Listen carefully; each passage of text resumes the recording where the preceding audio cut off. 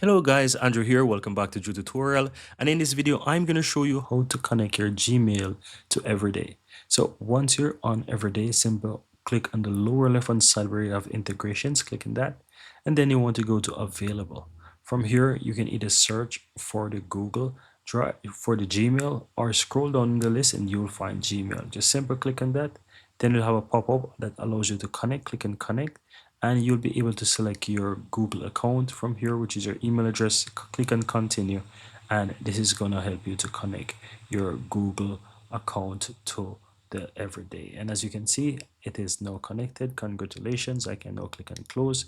Then I can use the integration of my Google account within Everyday. At any point in time I want to manage it, you can follow the steps and come back here, click on manage, and you are able to somehow delete memories or even sync data as well. So you can also go to configurations as well, and you can see how to basically do that as well. And that's pretty much it, guys. Very easy and very simple.